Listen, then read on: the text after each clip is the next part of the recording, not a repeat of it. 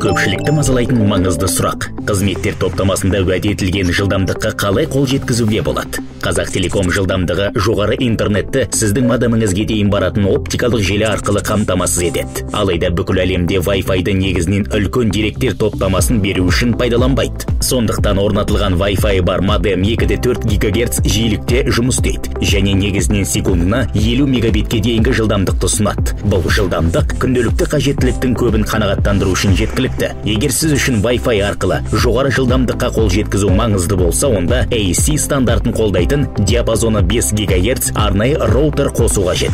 Бұл ретте сіздің құрылғыларыңыздың нұсқаулығынан олардың Wi-Fi мен 5 ГГц жиілігінде жұмыс істей алатын алмайтынын тексеріп алған жөн. Немесе құрылғыңызды UTP кабель арқылы тікелей қосуға болады. Есіңізде болсын, жылдамдық интернетке қосылған құрылғылар арасында таратылады. Олардың саны неғұрлым көп болған сайын жылдамдық та соғұрлым төмендей береді. Ал егер жылдамдық сонда да аз болып көрінсе, не істейсіз? Мысалы, сіз ресейлік сайттан бір фильмді көрейін деп шештіңіз. Қазақтелеком уәде етілген жылдамдықтың меншікті серверлеріне дейін сақталатынына кепілдік береді. Сіздің сұрауыңыз алдымен дәл сонда келіп түседі. Содан кейін сигнал ұзақ жолға аттанады. Алдымен ресейлік телекоммуникациялар желісіне, ол жерден басқа провайдерге және ақырында бір мезетте мыңдаған адам жүгінетін нақты бір порталдың серверіне келіп жетеді. Енді сигнал кері қайту керек емес пе? Жолы тым шырғалаң және оның басым бөлігі Қазақтелекомның бақылауынан тыс қалып отырады. Өкінішке қарай, осы себептен бұл жолда жылдамдықтың төмендеуі түсінікті жағдай. Айтпақшы, жылдамдықты тексерген кезде өлшем бірлігіне назар аударып отырмыз. Ресурстың бірінде мегабайттар, ал кейде мегабиттер деген термин қолданылады. 1 мегабайт 8 мегабитке тең, яғни секундына 60 мегабайтқа жуық жылдамдық, бұл шамамен